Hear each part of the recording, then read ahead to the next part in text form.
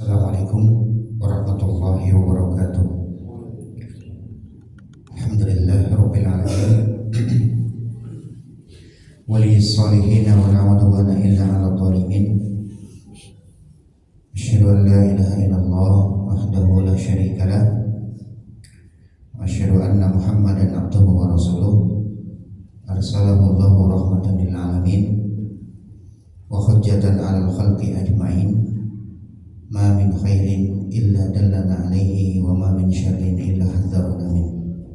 Allahumma shalli wa sallim wa barik alaihi wa ala alihi wa sahbihi wa sallam tasliman mazida, amma ba'd. Ma'asyiral muslimin, hadirin jamaah Masjid At-Taubah rahimani wa rahimakumullah. Alhamdulillah, puji syukur kita panjatkan selalu kehadirat Allah Subhanahu wa taala. Di kesempatan ini kita kembali diberikan kemudahan, kebaikan serta taufiknya sehingga kita bisa melanjutkan aktivitas kebaikan dan ketaatan di bulan Ramadan ini. Dan insyaallah ta'ala di kesempatan ini kita akan lanjutkan kembali kajian Sirah Nabawiyah. Dan di majelis ini tidak lupa untuk kita memanjatkan salawat serta salam kepada qudwah kita, suri tauladan kita Nabi Muhammad sallallahu alaihi wasallam, kepada keluarga beliau, para sahabatnya dan umatnya yang istiqomah di atas petunjuk dan sunnahnya hingga yaumul qiyamah. Para hadirin sekalian, di kesempatan lalu kita telah bahas tentang aneka tuduhan-tuduhan dan fitnah yang dialamatkan kepada Nabi kita Sallallahu Alaihi Wasallam. Dan ini sebagai bentuk gangguan-gangguan orang-orang musyrik kepada beliau dan para sahabat. Di antaranya mereka menyebut Nabi kita Sallallahu Alaihi Wasallam dengan julukan sahir, penyihir yang menipu manusia. Kemudian di waktu lain mereka menjuluki Nabi kita dengan mashur, orang yang kena sihir. Dan ini kontradiktif ya. Bagaimana orang kena sihir tapi dia juga tukang sihir? Saking bingungnya mereka mengalamatkan tuduhan. Sebab mereka sadar ini kedustaan. Mereka menjuluki Nabi kita kahin, tukang khayalan, tukang dusta, tukang ramal dan seterusnya. Mereka menjuluki Nabi kita dengan julukan majnun, orang yang gila, atau kadzdzab, pendusta. Padahal sebelumnya mereka menjuluki Nabi kita dengan julukan Al-Amin.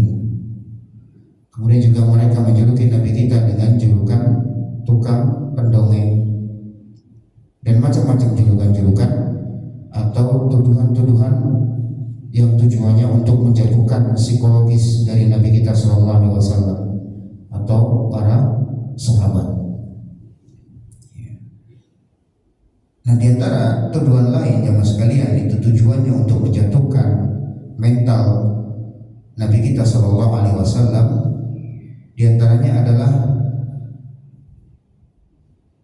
perintah tokoh-tokoh Quraisy untuk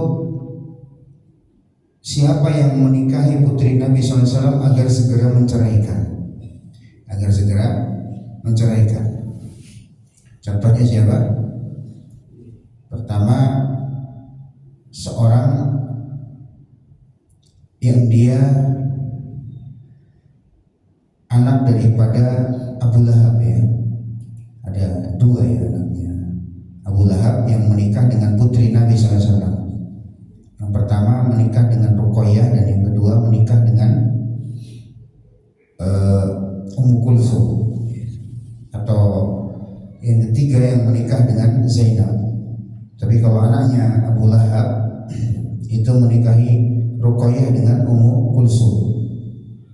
Ya kita tahu ya, Nabi Shallallahu Alaihi Wasallam itu memiliki 4 anak perempuan atau wanita. Yang pertama Zainab, kemudian yang kedua Ruqayyah, dan yang ketiga adalah Ummu Kulsum, kemudian yang keempat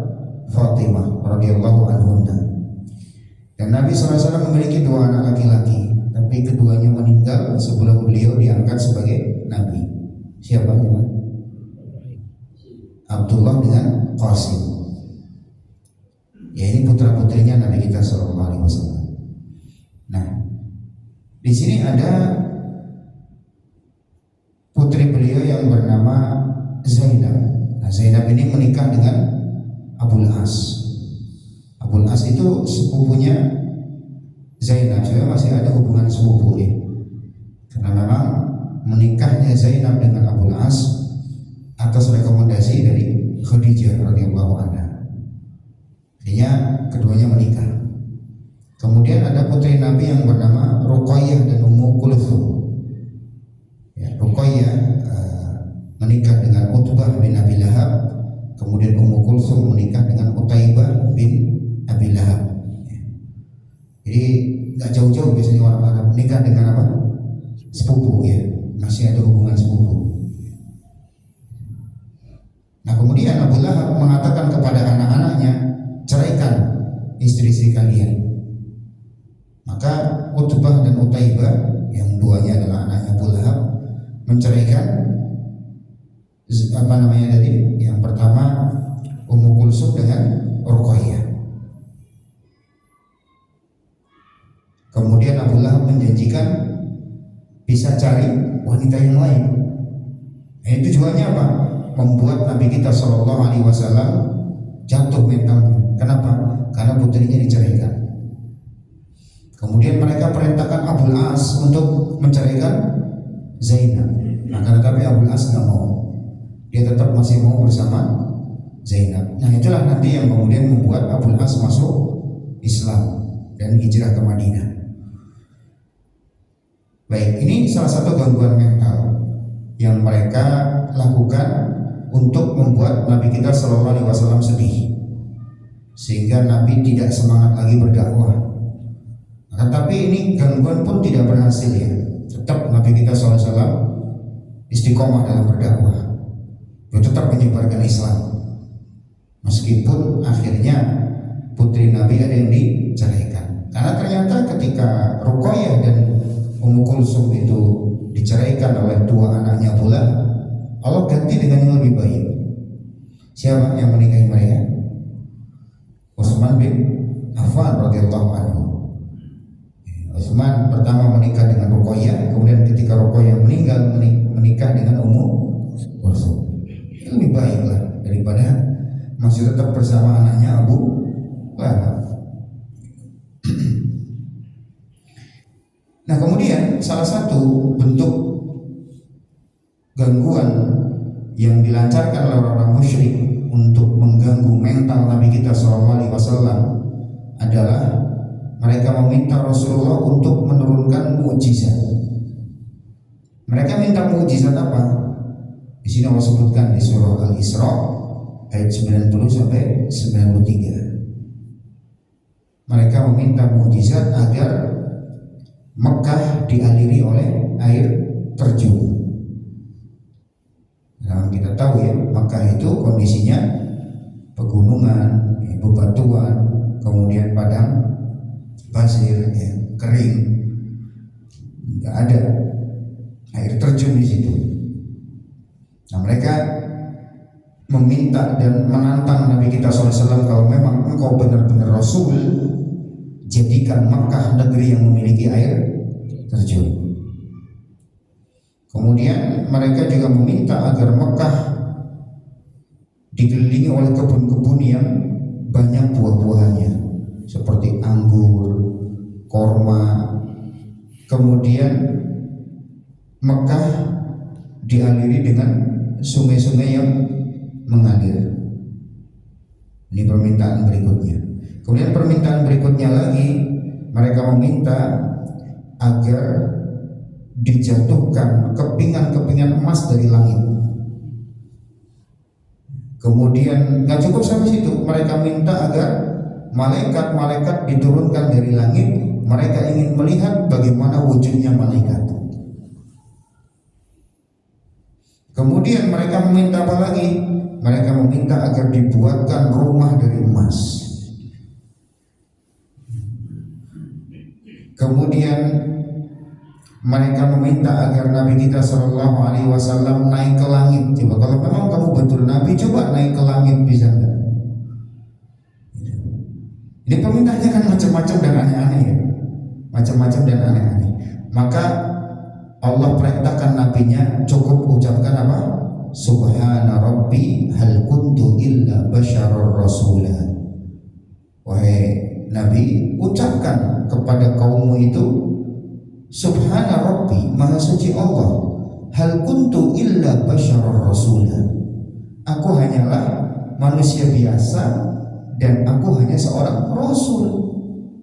Bukan urusan saya mau mengalirkan sungai, mau menurunkan kepingan emas, mau menjadikan Mekah penuh dengan air terjun, penuh dengan kebun-kebun yang banyak buah-buahannya. Itu bukan urusan saya, itu urusan siapa? Urusannya Allah. Tugasku adalah menyampaikan wahyu. Mau taat ya silahkan, enggak ya juga tanggung sendiri, seperti itu. Jadi enggak setiap permintaannya orang itu dipenuhi. Sekarang kalaupun permintaan mereka dipenuhi, mereka mau beriman? Belum tentu. Karena sudah ada contoh sebelumnya. Nabi siapa? Nabi Shalih alaihissalam. Ketika kaumnya Nabi Shalih, kaum apa? Kaum Tsamud. Kaum Tsamud meminta kepada Nabi Shalih alaihissalam agar dikeluarkan onta dari batu. Bukan onta yang dilahirkan, tapi onta keluar dari batu. Kemudian onta ini mencukupi air susunya untuk seluruh kaum Tsamud. Jadi satu onta tapi bisa mencukupi satu kabilah besar ya, satu komunitas besar, yaitu komunitas Tsamud. Ya, satu onta. Ya. Dituruti oleh Allah Subhanahu wa taala. Mereka melihat bahwa onta itu keluar dari batu, bukan dilahirkan. Coba kurang apa? Mereka melihat dengan mata kepala mereka sendiri, ontaknya keluar dari batu, bukan ontak yang dilahirkan dari kecil kemudian dikasih makan dulu, disusui oleh induknya sampai umur berapa baru menghasilkan air susu. Enggak, langsung keluar dari batu. Dalam kondisinya ontaknya langsung dewasa, kemudian air susunya langsung bisa diperah. Itu mereka melihat mukjizat itu, tapi tetap saja mereka mendustakan dan membunuh ontanya Nabi Shalih alaihissalam. Artinya permintaan orang-orang musyrik untuk didatangkan mukjizat banyak membuat mereka nggak beriman. Fir'aun melihat laut merah terbelah. Itu kan kalau Fir'aun mau mikir, masa sih laut bisa terbelah gitu? Dia bisa belah laut? Kan enggak.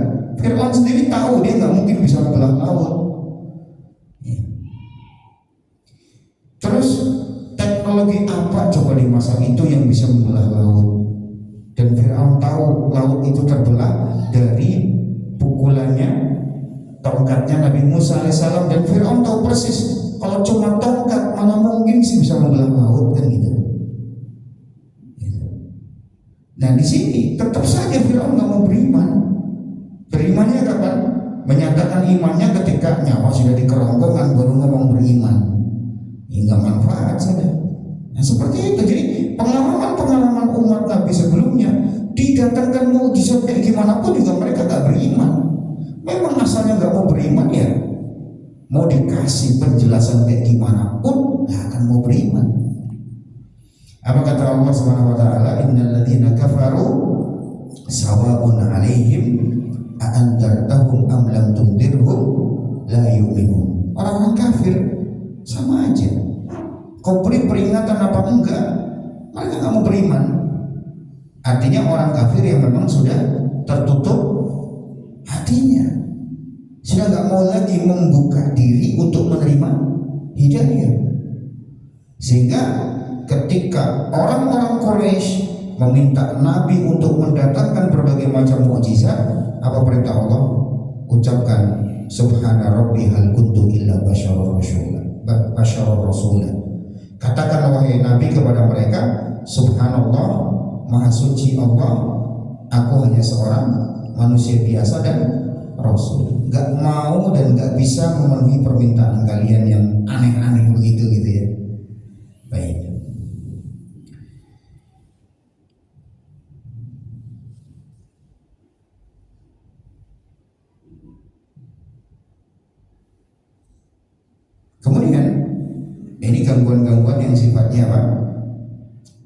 psikologis ya, gangguan mental. Nah, mereka juga melancarkan gangguan ini kepada para sahabat. Contoh, ketika para sahabat lewat di hadapan mereka, orang-orang Quraisy, orang-orang musyrik, maka orang-orang Quraisy mengejek dan mengatakan inilah calon raja-raja Arab. Apa itu artinya itu? Ngejek, ya. Nyinyir, ngenyek, ya, seperti itu. Ya, padahal para sahabat itu mereka berani berkorban. Mereka masuk Islam di kala Islam itu baru muncul. Di kala Nabi mendakwahi di awal-awal Islam, itu bukan hal gampang ya. Masuk Islam di waktu seperti itu, di masa-masa sulit ya. Coba, belum tentu kita kuat ya. Kalau kita berpikir kita di posisi sahabat di awal-awal Islam, kayaknya belum tentu kuat ya. Alhamdulillah kita enggak ya hidup di masa itu ya. Artinya sahabat pasti orang yang sudah dipilih oleh Allah ya. Ya kita hidup di masa setelahnya, alhamdulillah di orang tua yang sudah muslim kan gitu ya. Di tempat dengan mayoritas muslim ya, itu mungkin belum tentu juga kalau kita hidup di masa itu kita akan kuat bersama Bilal, kuat bersama siapa? Misalkan Khabbab bin Al-Ard ya, kuat bersama Miqdad bin Al-Aswad, belum tentu kita kuat ya. Gimana siksaan mereka kepada para sahabat ketika itu. Jadi para sahabat diejek ya, setiap lewat diejek, setelah diejek gitu. Tujuannya apa? Biar mereka murtad, tapi para sahabat gak murtad. Baik, selanjutnya gangguan yang berikutnya adalah gangguan fisik. Gangguan fisik. Di antaranya mereka langsung mengganggu Nabi di rumah beliau. Mereka mengganggu Nabi di rumah beliau sallallahu alaihi wasallam. Siapa? Di antaranya ada Abu Lahab. Ini Abu Lahab kan rumahnya berdekatannya dengan rumah Nabi. Ada Al-Hakam bin Abil As, kemudian Uqbah bin Abi Mu'aid, Adi bin Hamro, As-Saqafi, Ibnu Asda dan seterusnya. Mereka itu rumahnya berdekatan dengan rumah Nabi, alias bertetangga dengan Nabi. Yang mereka lakukan apa? Mereka mengambil rahim kambing, kita sebut jeruan kambing ya. Kemudian dilemparkan kemana? Ke rumahnya Nabi kita sallallahu alaihi wasallam. Dan pernah dilemparkan ke punggungnya Nabi ketika beliau sedang sholat. Dilemparin itu jeruan kambing yang masih ada kotorannya. Kemudian dilemparkan ke pancinya Nabi yang dipakai untuk masak. Nabi sallallahu alaihi wasallam melihat yang seperti ini, beliau pegang tadi itu rahim kambing atau jeruan kambing tadi. Nabi katakan kepada mereka, kalian ini tetangga macam apa? Nabi nggak membalas sama, padahal beliau bisa membalas, ya tinggal lempar aja jeruannya ke rumah mereka, ke rumahnya Abu Lahab kan bisa. Nabi nggak membalas, Nabi hanya mengatakan kalian ini tetangga macam apa? Kalaupun tidak seakidah, paling tidak kan menjaga apa? Hak tetangga. Ini nggak ada sama sekali sopan santunnya, nggak ada etikanya sama sekali. Kotoran dilempar kemana? Ke rumah Nabi SAW. Ini menyakitkan ya mas, menyakitkan. Ya kalau kita di posisi itu ya kita tahu sendiri lah bagaimana ya. Gitu. Tapi Nabi SAW menjalani dengan sabar. Beliau cukup mengatakan ya Bani Abdi Manaf ayyu jiwarin hada. Wahai kalian Bani Abdi Manaf, kan dekatlah hubungannya sama Nabi kan, masih Bani Abdi Manaf. Kenapa kalian seperti ini dalam bertetangga? Gitu. Ya teguran kayak gitu aja cukup apa? Membuat mereka apa? Harusnya ingat gitu kan, sadar. Tapi tetap saja mereka melunjak ya bahasa kita. Nah yang kedua, mereka mengganggu Nabi SAW ketika sholat. Salah satunya Abu Jahal. Abu Jahal ketika itu berkumpul bersama teman-temannya.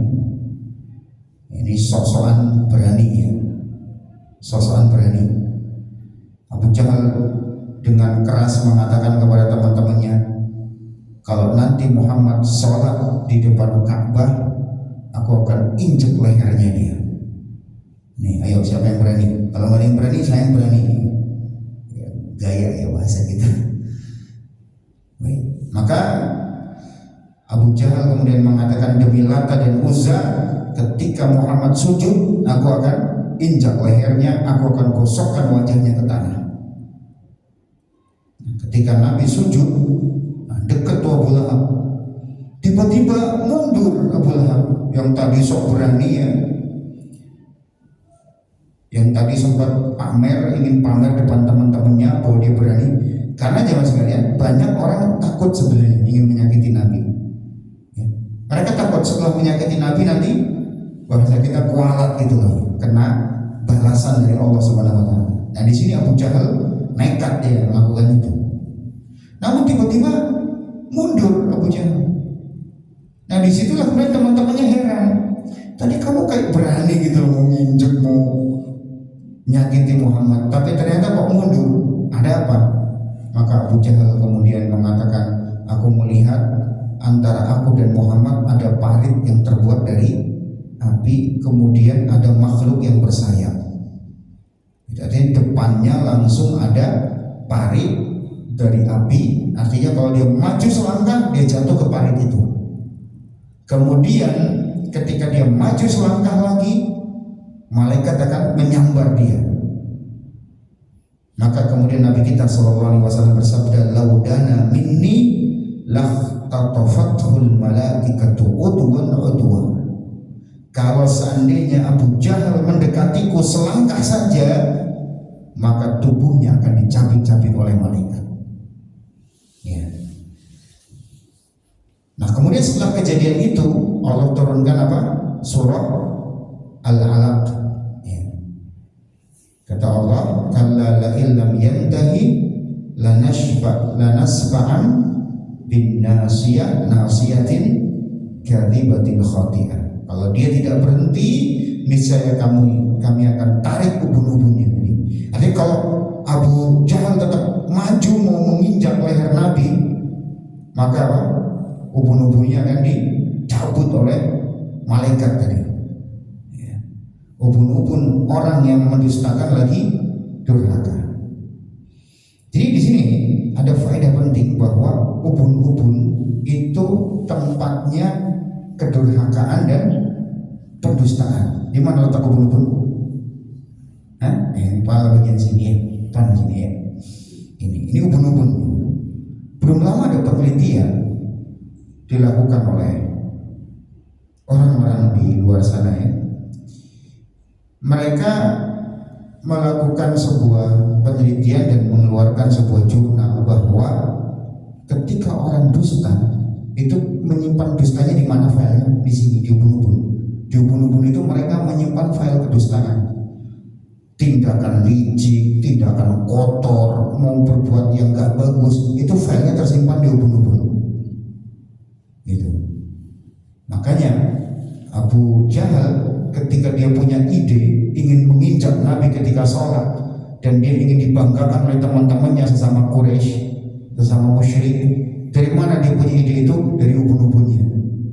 Makanya Allah katakan ubun-ubunnya Abu Jahal ini ubun-ubun pendusta lagi durhaka. Jadi orang kalau mau licik, mau berbuat jahat, ya, mau bohong, ya, buat menipu orang lain, mau melakukan segala macam tindakan kotor, itu sumbernya dari ubun-ubun. Di situ file-filenya tersimpan. Orang melakukan kejahatan, kelicikan, pembohongan, dari mana? Dari ubun-ubun. Ya. Makanya kalau itu dicek menggunakan teknologinya masa sekarang ya. Misalkan ini orang mau bohong, mau pencitraan, mau apa sih, mau menipu, itu dicek ubun-ubunnya itu ada sinyal. Oh ini bohong, ini nggak bohong. Itu makanya, tapi ya alatnya mahal Pak kalau mau ngecek pakai alat seperti itu ya. Jadi benar-benar yang dikatakan Allah itu jujur. Allah itu luar biasa memperlihatkan mukjizat ini.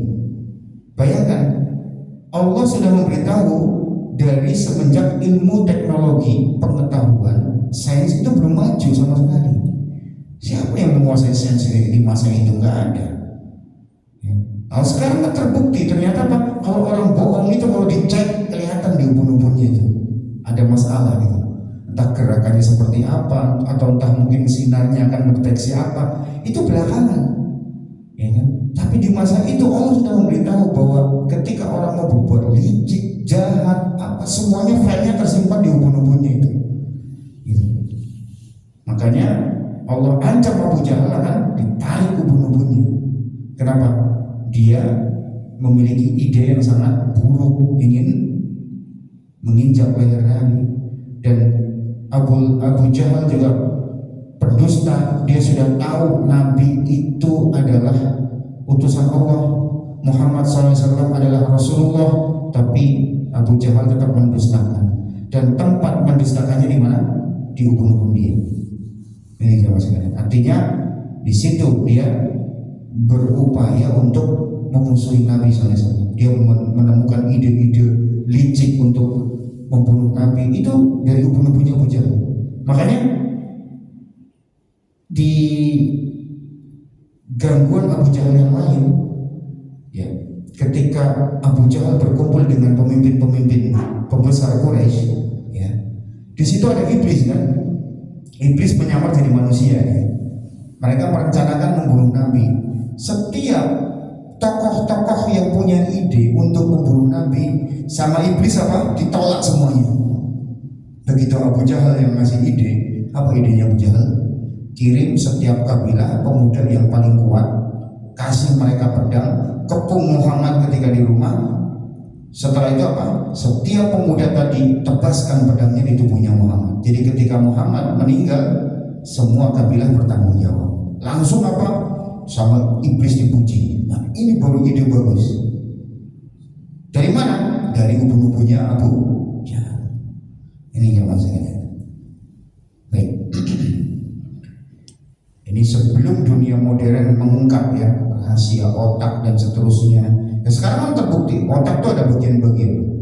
Ada bagian namanya amigdala, itu untuk apa? Ada namanya hipotalamus, hipokampus, ya.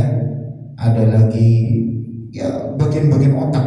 Dan ini ada ilmu juga namanya ilmu neuroscience, memahami bagaimana kerja otak. Subhanallah, ini sudah Allah kabarkan dalam Al-Quran. Sudah Allah kabarkan, ya, sudah Allah kabarkan.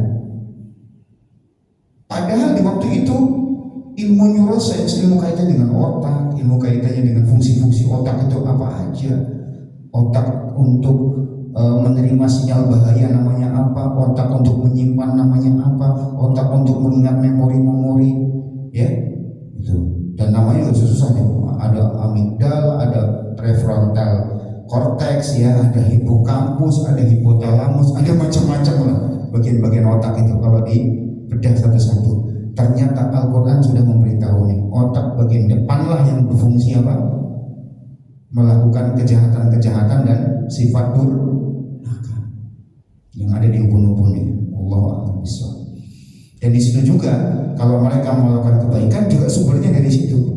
Dan itu sesuai dengan penelitian ilmu neuroscience modern. Dan Al-Quran sudah memberitahu itu. Baik, contoh yang lain gangguan fisik kepada Nabi kita SAW adalah beliau pernah dicekik ketika sedang sholat. Siapa yang mencekik? Seorang yang bernama Uqbah bin Abi Mu'ayyid. Nah, Nabi SAW sedang sholat, tiba-tiba apa? Datang Uqbah. Dia cekik lehernya Nabi dengan selendangnya Nabi. Jadi Nabi biasa pakai selendang ketika beliau sedang sholat. Nah, beliau sedang sujud, tiba-tiba dicekik. Ini tindakan yang sifatnya apa? Pengecut. Kalau memang berani, harusnya lawan Nabi ketika lagi siap. Ayo tarung 1 lawan 1. Tapi mereka juga nggak berani kan 1 lawan 1. Melawan Nabi juga nggak berani. Nabi lagi sujud malah dicekik. Nah, ketika Nabi dicekik, datanglah Abu Bakar. Abu Bakar kemudian membaca firman Allah dalam surah Ghafir ayat 28 yang sebenarnya ini adalah ucapan keluarga Fir'aun yang beriman ya di hadapan pembesar-pembesar Mesir ketika itu. Ataqtuluna rajulan ayyaqula rabbi Allah. Apakah kau hendak membunuh seorang yang mengatakan Rabbku Allah. Apa salahnya Nabi Muhammad itu kan? Seperti itu Abu Bakar. Muhammad hanya mengatakan Rabbku Allah. Wa qad ja'akum bil bayyinati min rabbikum. Padahal kalian sudah dapat petunjuk bahwa dia seorang nabi. Dibela sama Abu Bakar. Nah, kita tahu ya, Uqbah bin Abi Mu'aid tewas di perang Badar. Orang-orang yang menyakiti Nabi itu Abu Jahal, Uqbah bin Abi Mu'aid dan teman-temannya tadi yang agresif di awal-awal Nabi berdakwah, itu mereka semuanya tewas di perang Badar. Ini satu contoh ya, atau beberapa contoh dari siksaan atau gangguan yang mereka lancarkan secara fisik. Contoh yang lain, gangguan yang mereka lancarkan secara fisik kepada para sahabat radhiyallahu anhu.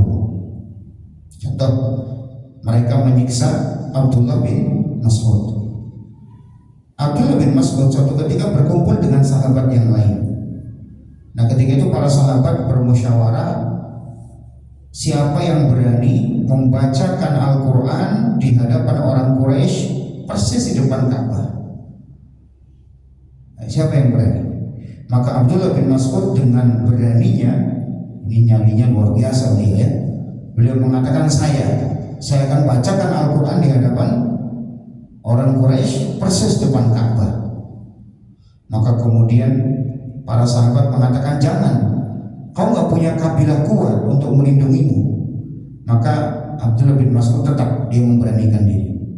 Maka di depan Ka'bah Abdullah bin Mas'ud membaca firman Allah, Bismillahirrahmanirrahim, Ar-Rahman 'allamal Quran. Beliau baca surah Ar-Rahman. Padahal isinya surah Ar-Rahman itu nggak ada yang menyinggung orang Quraisy, itu nggak ada. Itu isinya bagus kan suratnya dan tertata rapi susunan kalimatnya.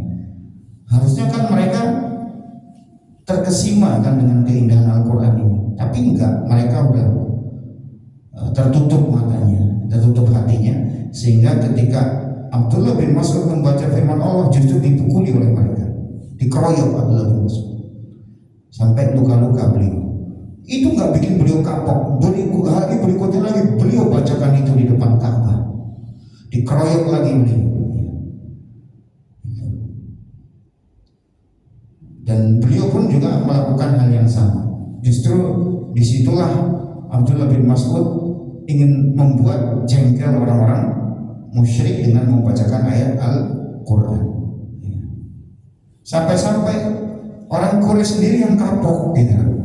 Udah, kita nggak akan mukuli kamu lagi, yang penting kamu jangan baca Al-Quran depan Ka'bah. Jadi mereka sendiri yang kapok mukuli, bukan yang dipukul yang kapok, malah yang mukul yang kapok. Jadi itu udah luar biasa Abdullah bin Mas'ud ya. Keberanian yang patut diacungi jempol. Kemudian contoh yang lain adalah siksaan Quraisy kepada Bilal bin Rabah radhiyallahu anhu. Kita tahu Bilal itu kan budak ya, budaknya siapa? Umayyah bin Khalaf. Ini tokoh yang sangat memusuhi Islam di awal-awal dakwah. Ya, tahu ya ketika Umayyah bin Khalaf mengetahui bahwa Bilal masuk Islam, apa yang dilakukan Umayyah? Disiksa Bilal. Dibawa ke sebuah tempat yang mataharinya terik. Kemudian Bilal ditidurkan di atas tanah yang sangat panas. Kemudian diletakkan batu yang panas di dadanya sampai kulitnya terbakar. Ketika itu Bilal hanya mengatakan Ahad, Allah yang Maha Esa. Tetap dia nggak mau menyembah berhala lagi. Ya. Itu yang membuat Umayyah bin Khalaf makin marah. Disiksa terus tuh Bilal, disiksa lagi gitu. Sampai datanglah Abu Bakar As-Siddiq radhiyallahu anhu. Abu Bakar merasa kasihan, maka kemudian ditukar dengan budaknya Abu Bakar yang musyrik tapi kuat, ya, dikasihkan ke Umayyah bin Khalaf. Kemudian Bilal diserahkan ke Abu Bakar, sama Abu Bakar Bilal dimerdekakan. Luar biasa. Sehingga kita tahu ya, Abu Bakar itu banyak memerdekakan budak-budak yang masuk Islam. Itu dilakukan lillahi ta'ala, nggak berharap dunia sama sekali. Contoh yang ketiga adalah siksaan Quraisy kepada Ammar bin Yasir. Ini juga nggak manusiawi siksaannya. Kita tahu Ammar bin Yasir bukan dari keluarga yang kaya, beliau justru dari keluarga yang miskin di Mekah, nggak punya pelindung sama sekali. Maka ayah beliau yaitu Yasir dibunuh oleh Abu Jahal. Kemudian juga ibu beliau Sumayyah juga dibunuh dengan ditusuk dengan tombaknya Abu Jahal di kemaluannya Sumayyah radhiyallahu anha, sehingga Sumayyah menjadi wanita pertama yang mati syahid. Ya, kondisi semacam itu jelas membuat Ammar bin Yasir sedih, apalagi beliau juga disiksa. Akhirnya itu yang membuat Ammar pura-pura murtad, pura-pura kembali ke agama orang musyrik. Kenapa? Karena saking gak kuat. Bayangkan, bapak beliau dibunuh gak manusiawi, ibu beliau juga dibunuh gak manusiawi, beliau disiksa dengan siksaan gak manusiawi. Maka ketika itu Ammar terpaksa berpura-pura musyrik, berpura-pura murtad dari Islam. Padahal sebenarnya itu cuma pura-pura. Boleh nggak? Boleh dalam kondisi darurat, dalam kondisi disiksa semacam itu. Ya. Kalau Bilal enggak, Bilal dia tetap mengatakan ahad. Ya. Bukan berarti di sini ini kuat-kuatan, enggak. Lihat kondisi. Bilal dia bisa kokoh semacam itu karena dia nggak punya keluarga. Beliau nggak punya keluarga. Beda dengan Ammar, bapak ibu beliau dibunuh Abu Jahal, beliau disiksa. Itu kesedihannya karena orang tuanya dibunuh saja belum hilang, kemudian disiksa. Nah, kalau Bilal kan hanya beliau satu-satunya. Maka para ulama mengatakan yang dilakukan Bilal benar, yang dilakukan Ammar benar, dua-duanya benar. Tinggal kuat-kuatnya mana sesuai dengan kondisi seorang nanti kalau mengalami hal semacam itu. Jadi dua-duanya benar, dibenarkan oleh Allah Subhanahu wa taala. Yang dilakukan Bilal benar, yang dilakukan Ammar bin Yasir juga benar. Nah, melihat kondisi Ammar semacam itu, Nabi melewati Ammar dan Nabi hanya mengatakan sabrun alu Yasir fa inna mau'idakumul jannah. Bersabarlah wahai keluarga Yasir, karena tempat kalian di surga. Ya, kayaknya kalau kita ya dinasihati sabar, kesel. sabar nggak ngalami gitu ya. Ya. Tapi para sahabat ketika dinasihati sabar dan dinasihati surga, selesai. Ya. Kita kadang kalau dinasihati surga kurang, surga doang, memang nggak ada balasan dunianya, cuma surga doang. Kadang kita kalau dinasihati surga masih kurang. Ya, coba sekarang kalau ada orang berpuasa, balasannya apa? Ampunan dari Allah, dibukakan pintu surga namanya pintu royan. Apa semua orang mau puasa? Belum tentu. Ya. Ada malam Lailatul Qadar yang seorang beramal di situ lebih baik daripada 1000 bulan, 83 tahun 4 bulan. Apa orang juga mau? Belum tentu. Tapi coba kalau di masjid At-Taubah diumumkan siapa yang i'tikaf di masjid ini dikasih emas 1 kilo, mau nggak? Oh, nggak nampung ini masjid. Ya, kemarin beli emas aja pada antre ya, tiba-tiba dapat emas. Ya. Pada rebutan ya, kenapa? Karena dunia. Kalau sahabat enggak, Nabi tidak pernah menjanjikan Ammar, wahai Ammar setelah ini kau akan dikasih kekayaan kau sama Allah, tenang aja gitu. Setelah ini kamu hidupnya tentram kok, tenang aja. Enggak. Ucapan Nabi lebih tegas daripada itu, tempat kalian di surga. Artinya sekarang kalian berpisah cuma sementara. Kamu berpisah dengan bapak ibumu, ya, dengan Yasir dan Sumayyah cuma sementara. Nanti kalian bakal ngumpul lagi di mana? Di surga. Dan itu membuat Ammar tenang. Udah, para sahabat itu kalau sudah dijanjikan surga, ayem, tenang. Gitu. Itu yang membedakan ya. Itu. Makanya kalau ada orang mencela sahabat, naudzubillahi min dzalik. Naudzubillahi min dzalik.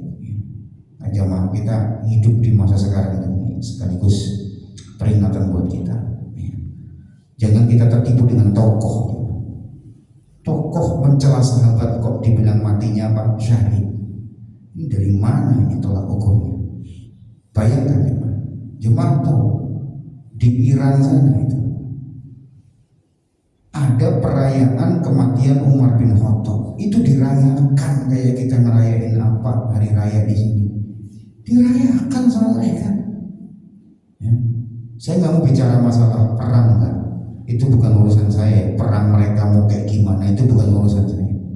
Tapi yang menjadi urusan kita adalah apa? Ketika mereka dianggap bahwa mereka orang-orang Syiah itu bagian dari Islam. Jadi seolah-olah Islam perang melawan Zionis dan orang kafir. Nah, enggak. Gimana di situ ya, kematiannya Umar bin Khattab saja dirayakan. Zikirnya orang Syiah itu laknatlah Abu Bakar dan Umar. Kok matinya dia dibilang mati syahid? Mati syahid dari mana? Jangan gampang-gampang menilai orang mati syahid. Para sahabat saja dicela dan seterusnya, dimaki-maki ya, dikafir-kafirkan oleh mereka. Gimana? Kita nggak seakidah kok dengan mereka orang-orang Syiah. Jadi nggak usah kita sok-sok bersuara kita membela ini. Kita nggak membela semuanya. Sama-sama kurang ajar ya. Orang Syiah ya kurang ajar, orang musyrik ya kurang ajar, orang Zionis juga kurang ajar. Sama-sama kita nggak bela siapapun dan nggak ada yang perlu dibela gitu. Ya, kita cuma khawatir konflik itu berkepanjangan dan mengganggu aktivitas kaum muslimin di Timur Tengah, ya, apalagi yang berangkat umroh, berangkat haji kan seperti itu. Itu aja yang kita khawatirkan. Adapun mereka ya sama-sama udah nggak bener lah. Gitu. Konfliknya sama-sama nggak bener gitu. Pemikirannya sama-sama sesat semuanya gitu. Maka sekali lagi ya mas kalian, kalau ada orang mencela sahabat, kita musuh mereka. Walaupun mereka berlagak mau membela rakyat Palestina. Apa sama-sama kemudian kalau kita bela rakyat Palestina kemudian kita oke ini? Enggak juga. Enggak juga. Ya sama ini dulu akidahnya dulu seperti apa? Ya kalau sahabat dicela, dimaki, Aisyah dituduh berzina dan seterusnya, sahabat dikafirkan, kematiannya Abu Bakar dan Umar dirayakan, itu musuh kita ya mas-mas. Walaupun mereka sok hadir di panggung membela Palestina. Ini jamaah sekalian, supaya kita hati-hati mendengarkan berita, dan rata-rata berita jamaah sekalian itu sumber-sumbernya pun nggak jelas. Satu berita yang portal ini dengan portal sebelah itu sudah bertentangan. Makanya kadang-kadang nggak ada manfaat. Mending Ramadan kita sibukkan apa? Ibadah jamaah sekalian. Sibukkan ibadah, nggak usah ngurus-ngurus ini kayak begitu deh. Pusing kita. Kita nggak usah sok jadi pahlawan mau membela ini, kita nggak ngerti gitu loh di belakang itu apa, nggak ngerti, banyak konspirasinya di belakang kita nggak tahu, banyak makar-makar yang nggak jelas. Makanya petunjuk Nabi dalam kondisi konflik, dalam kondisi krisis, dalam kondisi kacau balau, fokusin ibadah, nggak usah fokus-fokusin kayak gitu cuma. Nggak usah kita terlalu peduli dengan urusan-urusan semacam itu. Yang peduli kita kalau konfliknya itu menjalar, membahayakan kaum muslimin di sana, itu baru kita berdoa saja kepada Allah semoga nggak menjalar ya. Jadi Nabi SAW mengingatkan kita di kondisi semacam ini, al-ibadatu fil harji ka hijratin ilayya. Ibadah di masa konflik, ibadah di masa kekacauan, pahalanya seperti hijrah menuju aku. Pahalanya sama seperti hijrah dari Mekah ke Madinah di masa Nabi. Bayangkan, ya. Artinya udah kita sibukkan aja. Yang intikaf siapkan untuk intikaf. Jangan intikaf cuma nanti masih mengakses berita, penasaran sama berita perangnya kemudian apa? Dihantui rasa takut, overthinking, nanti gimana kalau Selat Hormuz ditutup, harga BBM naik. Serahkan sama Allah. Emang urusan ini yang ngatur siapa sih? Allah. Ya. Wa may yatawakkal 'ala Allah fa huwa hasbuh. Siapa yang bertawakal kepada Allah, Allah yang mencukupi. Kalau berita cuma itu isinya nakut-nakuti, bikin kita takut, bikin kita overthinking. Jadi udah kita serahkan semua sama Allah. Semua kan Allah yang ngatur gitu. Memang ada sesuatu terjadi di luar kehendak Allah kan enggak. Tugas kita ibadah. Masalah rezeki itu urusan Allah. Tugas kita menjalankan ketaatan di bulan Ramadan ini, masalah rezeki, masalah apapun itu urusan Allah. Keamanan, ekonomi, stabilan itu urusan Allah. Makanya kenapa kita pusing, stres, man? Tahu di mana kuncinya? Kadang-kadang bikin kita stres, pusing. Kita ngurusi urusan Allah, makanya pusing.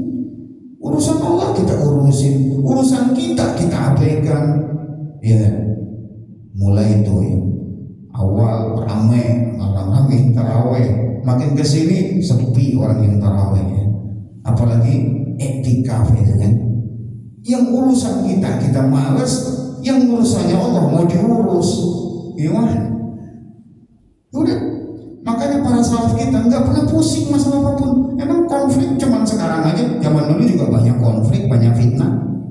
Makanya para salaf itu nggak pernah pusing. Tugasmu ibadah. Masalah rezeki siapa? Urusannya Allah, selesai. Mau harga naik, mau apa melambung, yang ngasih aku rezeki siapa? Allah. Dan tugas apa? Ibadah, selesai. Ya sibukin ibadah, jangan usah sibukin berita-berita, sibukin masalah sosmed keributan dia itu, kok usah ikut campur kita. Ya, dan itu memang bukan urusan kita. Ya, itu urusannya orang-orang yang punya kekuasaan kan, itu bukan urusan kita. Makanya Nabi kita mengingatkan min husni islamil mar'i tarkuhu ma la ya'ni. Di antara tanda baiknya keislaman seorang adalah apa? Tinggalkan yang bukan urusannya. Yang bukan urusan kita, nggak usah kita terlalu apa? Mendalam. Ya sekedar tahu informasi sedikit mungkin untuk antisipasi nggak masalah. Tapi kalau terlalu berlebihan, dipantengin terus tuh berita, nah itu yang bahaya. Bahaya. Dapat solusi enggak, yang ada pusing dan gitu.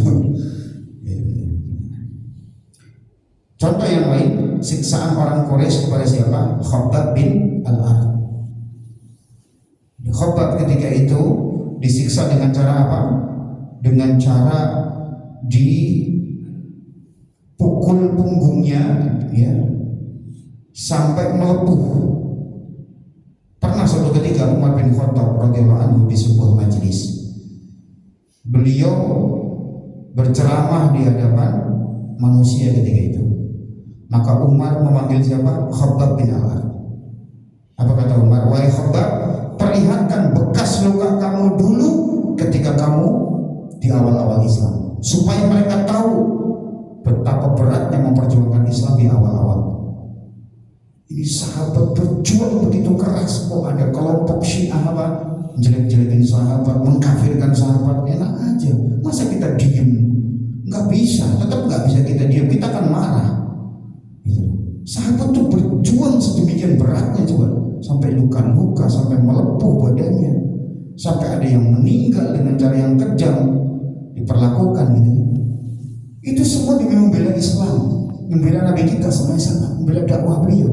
Kok ada kelompok sesat, kelompok Syiah kemudian apa menjelek-jelekan sahabat? Gak bisa kita toleransi dengan mereka, gak bisa kita basa-basi dengan mereka.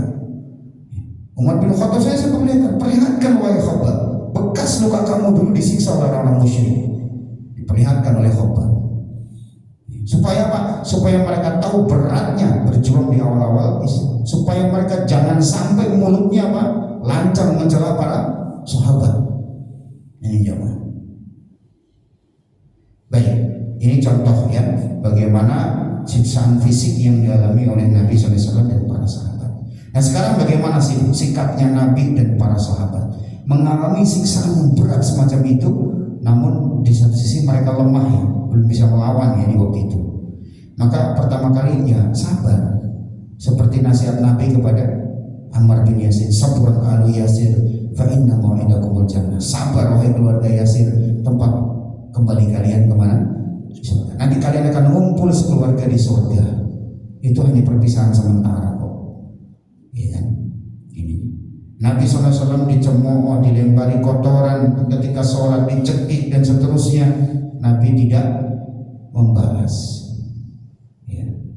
Kenapa? Itu tadi, ketika dibalas justru akan timbul bahaya yang lebih besar. Dan itulah sunnatullah, bahwa orang-orang pilihan pasti ujiannya besar dan berat. Makanya kenapa beliau adalah nabi yang paling utama dan pemimpin para nabi dan para rasul, karena ujian beliau paling berat. Makanya para sahabat, kenapa mereka generasi terbaik? Karena ujian mereka paling berat. Makanya kalau mau mulia jemaah, ujiannya pasti berat. Ada orang ya, misalnya kalau di negara kita jemaah, kalau punya anak itu pingin ganteng kayak Nabi Yusuf, ya kan? Makanya dikasih nama Yusuf. Ketika ditanya kenapa dikasih nama Yusuf, ya nggak semuanya. Biasanya orang biar apa? Biar ganteng kayak Nabi Yusuf.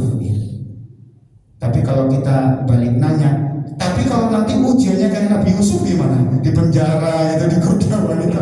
Jangan lah Pak Ustaz gitu ya. Padahal katanya kayak Nabi Yusuf kok. Berarti kan ujiannya kayak Nabi Yusuf. Memang orang ganteng nggak ada ujiannya. Ya, ada ujiannya digoda oleh wanita sampai masuk penjara, ya kan? Kemudian kalau punya anak perempuan dikasih nama Maryam, ya, biar cantik solehah kayak Maryam. Tapi giliran kita tanya, oh berarti anaknya siap nanti diuji kayak Maryam? Oh jangan kan gitu ya kan? Gitu, jadi lucu ya. Kalau orang pilihan pasti ujiannya berat. Walaupun kita nggak boleh ya minta ujian, nggak boleh, tapi pasti diuji kan gitu. Nggak minta saja diuji. Apa kata Nabi kita SAW? Asyaddul bala al-anbiya, thumma al-amsal fal-amsal fayubtal rajulu ala qadri dinihi. Orang yang paling berat ujiannya adalah para nabi, kemudian setelahnya dan setelahnya para wali-wali Allah. Dan setiap orang akan diuji, kata beliau, sesuai dengan kadar keimanannya. Ya, fa in kana fi dinihi sulba ishtadda balaghuhu. Jika dia agamanya kuat, jadi kalau makin kuat beragama, malah makin diuji sama Allah. Makin diuji sama Allah. Allah ingin buktikan dia naik kelas gitu. Allah ingin buktikan dia naik kelas. Jadi bukan malah tambah ringan, enggak, tambah berat. Maka jangan sampai jemaah kita mengatakan kok saya udah tambah rajin kok ujiannya makin berat. Ya itu justru di situ poinnya. Karena bapak makin rajin, makin diuji lagi sama Allah. Coba di titik mana dia kuatnya gitu. Di titik mana kuatnya, ketika dia kuat Allah angkat derajatnya gitu. Makanya nggak ada istilah sabar ada batasnya. Enggak, sabar nggak ada batasnya. Gitu. Baik, kemudian yang kedua, sikap Nabi dan para sahabat adalah teguh dan tidak kenal kompromi dalam masalah agama. Enggak ada kompromi walaupun mereka di pihak yang tertindas. Ayolah pura-pura kita joinan lah dalam beragama. Enggak ada kompromi.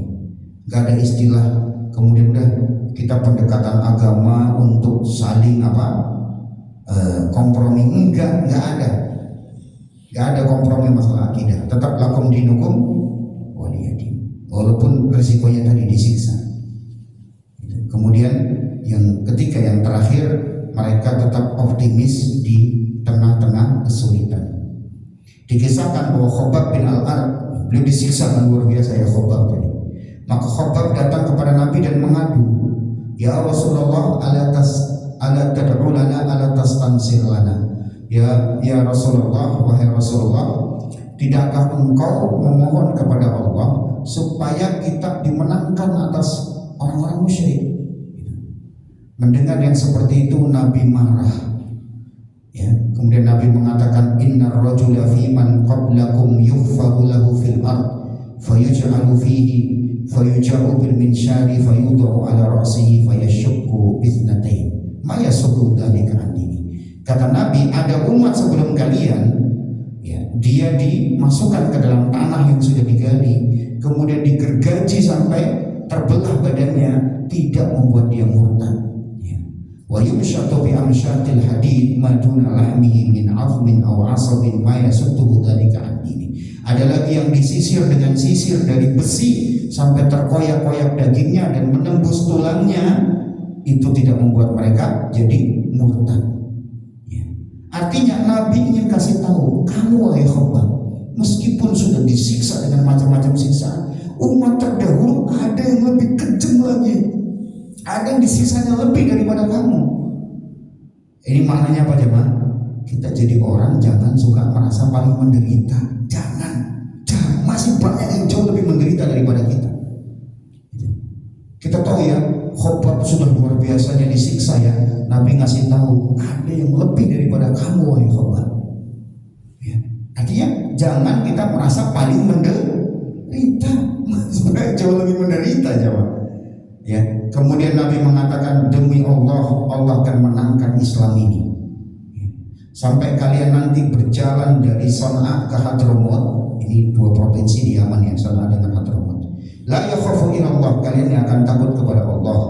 Artinya kalian akan menang.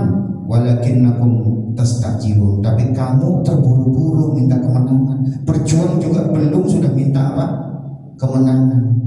Ini contoh ya Pak. Nabi menanamkan optimis bahwa Islam nanti akan menang. Tapi kemenangan kan butuh proses. Nabi Yusuf sebelum menjadi pejabat Mesir, jadi menteri di Mesir bagian ekonomi keuangan negara, melalui apa dulu? Proses.